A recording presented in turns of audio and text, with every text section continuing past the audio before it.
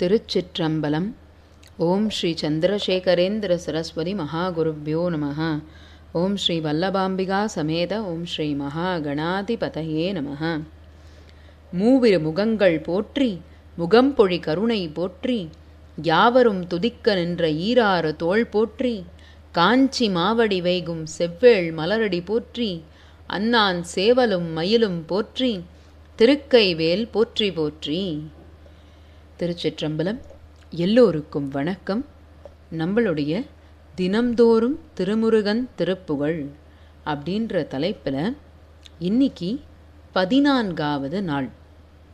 இந்த 14வது நாள் பார்த்தீங்க அப்படின்னா ஒரு சோமவாரம், அதாவது திங்கக்கிழமை. திங்கக்கிழமை அப்படின்னாலே அது சிவபெருமானுக்கு ரொம்ப விசேஷமான நாள். நம்ம முருகப்பெருமானே சிவபெருமானுடைய அம்சம்தான். ஏன்னா சிவபெருமானுக்கு இருக்கக்கூடியதான 5 முகங்கள், தத்புருஷம், அகோரம், சத்யோஜாதம், பாமதேவம், ஈசான்யம், இந்த 5 முகங்களும் அப்படியே நம்மளுடைய முருகப்பெருமானுடைய 5 முகங்களாக இருக்குது. அப்புறம் அவருக்கே உரித்தானதான 6வது முகம் அதோமுகம், அதுவும் சேர்ந்து தான் 6 முகமாக முருகப்பெருமான் நமக்கு காட்சி கொடுக்கிறார். அதனால் சிவபெருமான் வேறு முருகன் வேறு அப்படின்றது கிடையாது, 2 பேரும் ஒன்று தான். இன்னைக்கு நம்ம ஒரு முக்கியமான ஸ்தலத்தை பார்க்க போகிறோம்.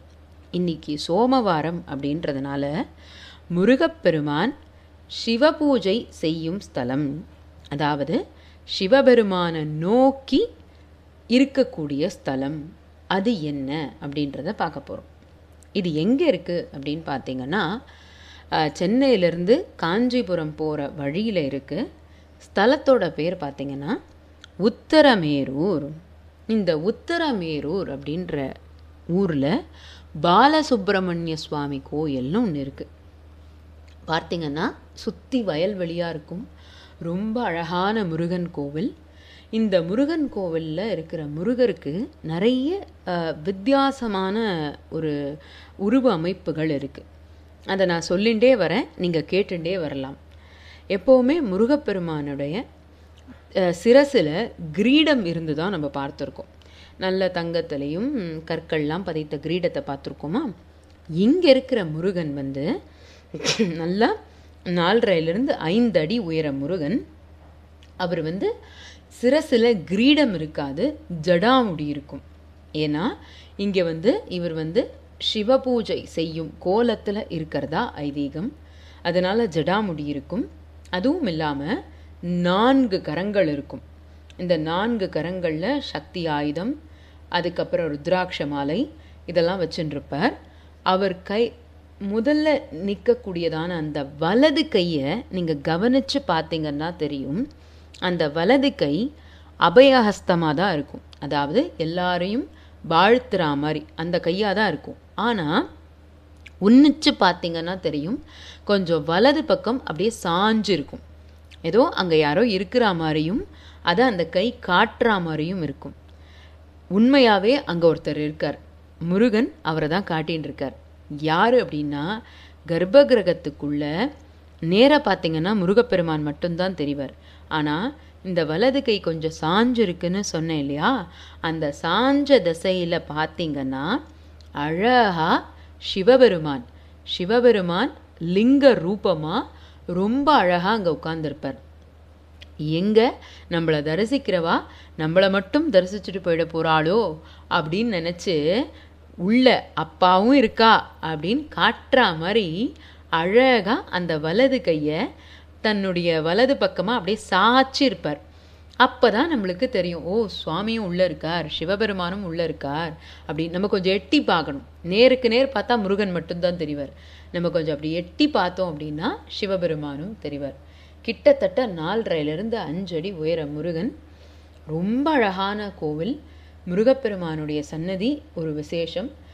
அவருடைய சன்னதிக்கு முன்னாடி நம்ம மயில் இருந்து தானே பார்த்துருக்கோம். இங்கே யானை இருக்குது. அதுவும் இல்லாமல் முருகப்பெருமானுக்கு எப்போவுமே வள்ளி தேவயானைன்னு 2 மனைவிமார்களும் கூட இருப்பா இல்லையா? இங்கே அப்படி கிடையாது. வள்ளி தெய்வ யானை 2 பேரும் சேர்ந்த ஒரே ரூபம் கஜவள்ளி அப்படின்னு ஒரே ரூபமாக ஒரே ஒரு அம்பாள் மட்டும் தனியாக இருக்கா. அதுவும் கருங்கல் விக்கிரகமாக கிடையாது, உற்சவ திருமேனியாக மட்டும் கஜவள்ளி அப்படின்ற பேரில் தனியாக இருக்கா. அதுக்கப்புறம் இங்கே இருக்கிற முருகப்பெருமான் சிவபூஜை செய்யும் கோலத்தில் இருக்கிறதுனால திங்கக்கிழமையில் போய் இவரை தரிசிக்கிறது ஒரு தனி விசேஷமாக கருதப்படுறது. அதுவும் இல்லாமல் நீங்கள் சுற்றி வந்தீங்கன்னா தெரியும், இந்த கோவிலை சுற்றி ரொம்ப அழகான விக்கிரகங்களெல்லாம் நீங்கள் பார்க்கலாம். அதில் அடியேனை கவர்ந்த ஒருத்தர், இப்போது நான் இதை சொல்லும்பொழுது அவருடைய புகைப்படம் உங்களுக்கு இந்த காணொலியில் வரும், நீங்கள் பார்க்கலாம்.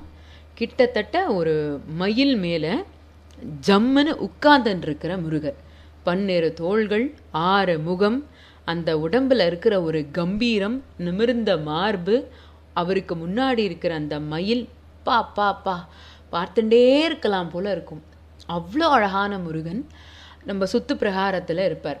மூலஸ்தானத்தில் பாலசுப்ரமணிய சுவாமியை பார்த்த பிறகு அதுக்கப்புறம் சுத்து பிரகாரத்தில் இவரை நீங்கள் பார்க்கலாம். ரொம்ப அருமையான கோவில், அவ்வளவா ஜன நடமாட்டமே கிடையாது, ரொம்ப அழகாக இருக்கும். என்ன அப்படின்னா இங்கே இருக்கிறதோடைய திருப்புகழ் கொஞ்சம் பெரிய திருப்புகழ். ஏன்னா நம்மளுடைய இந்த தொடரில் என்னால் முடிந்த அளவுக்கு சின்ன சின்ன திருப்புகழாக தேடி தேடி எடுத்து போட்டுட்டு வரேன் இல்லையா. இந்த ஸ்தலம் ரொம்ப முக்கியமான ஸ்தலம். அதுவும் அதை இந்த மாதிரி ஒரு திங்கக்கிழமையில் அன்னைக்கு உங்ககிட்ட கொண்டு வந்து சேர்க்கணும் அப்படின்றது அடியேனுடைய ஒரு ஆசைன்னே சொல்லலாம். அதனால் இந்த திருப்புகழும் கொஞ்சம் பெரிதாக இருக்கும். நான் பொறுமையாக படித்து காட்டுறேன், பொறுமையாக படிங்க, கண்டிப்பாக உங்கள் எல்லாராலையும் படிக்க முடியும். இப்போது இந்த உத்திரமேரூரில் பாடியிருக்கிற திருப்புகழை நான் படிக்க ஆரம்பிக்க போகிறேன். தோல் எலும்பு அப்படின்னு ஆரம்பிக்கும். தோல் எலும்பு, சீ நரம்பு, பீழை துன்று, கோழை பொங்கு, சோரி பிண்டமாயுருண்டு, வடிவான தூலபங்க காயம் வம்பிலே சுமந்து நான் மெலிந்து, சோறுமிந்த நோய் அகன்று துயரார, ஆலமுண்ட கோன் அகண்ட லோகமுண்ட மால் பிரிஞ்சன், ஆரணங்கள் ஆகமங்கள் புகழ்த்தாளும், ஆனனங்கள் மூவிரண்டும் 6 தோளும், அங்கை ஆடல் வென்றி வேலும் என்று நினைவேனோ. பாலச்சந்திர சூடி சந்த வேத மந்திர ரூபி அம்பை பாணி பஞ்சபாணி தந்த முருகோனே, மாயை 5 வேகம் 5 பூதம் 5 நாதம் 5 வாழ் பெருஞ்சராசரங்கள் உறைவோனே, வேலை அன்பு கூற வந்த ஏகதந்த யானை கண்டு வேடர் மங்கை ஓடி அஞ்ச அணைவோனே, வீரமங்கை வாரி மங்கை பாரின் மங்கை மேவுகின்ற மேரு மங்கை ஆள வந்த பெருமாளே. கொஞ்சம் பெருசாக இருக்கிற மாதிரி தெரியும், ஆனால் பொறுமையாக படிங்க, கண்டிப்பாக உங்கள் எல்லாராலையும் படிக்க முடியும். இப்போது இந்த திருப்புகழை இன்னொரு தடவை படித்து காட்டுறேன். தோல் எலும்பு, சீ நரம்பு, பீழை துன்று, கோழை பொங்கு, சோரி பிண்டமாயுருண்டு, வடிவான தூல பங்க காயம் வம்பிலே சுமந்து நான் மெலிந்து, சோறுமிந்த நோய் அகன்று துயரார, ஆலமுண்ட கோன் அகண்ட லோகமுண்ட மால் பெரிஞ்சன், ஆரணங்கள் ஆகமங்கள் புகழ்த்தாளும், ஆனனங்கள் மூவிரண்டும் 6 தோளும், அங்கை ஆடல் வென்றி போலும் வென்றி வேலும் என்று நினைவேனோ. வாலச்சந்திர சூடி சந்த வேத மந்திர ரூபி அம்பை வாணி பஞ்சபாணி தந்த முருகோனே, மாயை 5 வேகம் 5 பூதம் 5 நாதமைந்து வாழ் பெருஞ்சராசரங்கள் உறைவோனே வேலை அன்பு கூற வந்த ஏகதந்த யானை கண்டு வேடர் மங்கை ஓடி அஞ்ச அணைவோனே வீர மங்கை வாரி மங்கை பாரின் மங்கை மேவுகின்ற மேரு மங்கை ஆள வந்த பெருமாளே. இவ்வளோதான் சொல்லிட்டனே அப்படின்னு நினைக்காதீங்க. முதல்ல பார்க்குறதுக்கு உங்களுக்கு பயமாக தெரியலாம். என்னடா இவ்வளவு பெருசாக இருக்கே, உங்களால் படிக்க முடியுமோ முடியாதோ அப்படின்ற பயம் உங்களுக்கு வரலாம். ஆனால் அந்த உத்திரமேரூரில் இருக்கிற பாலசுப்ரமணிய சுவாமியை மனசார பிரார்த்தனை பண்ணிக்கோங்க. பிரார்த்தனை பண்ணிண்டு நீங்கள் நினச்சி இந்த திருப்புகழை மட்டும் படிக்க ஆரம்பிங்க. அப்போ தெரியும்.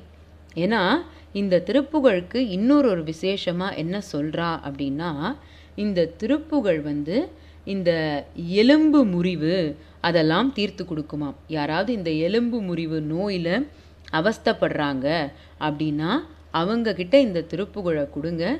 கண்டிப்பாக அவங்களுடைய அந்த நோய் எலும்பு முறிவு வெகு சீக்கிரமே அவங்களுக்கு சரியாக போயிடும்.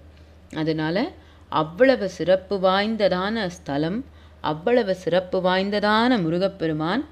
அதாவது பக்தர்கள் சேரும் ஊர், பழவினைகள் தீரும் ஊர், உத்தரமேரூர் உறைபவனே அப்படின்னு சொல்லுவாங்க.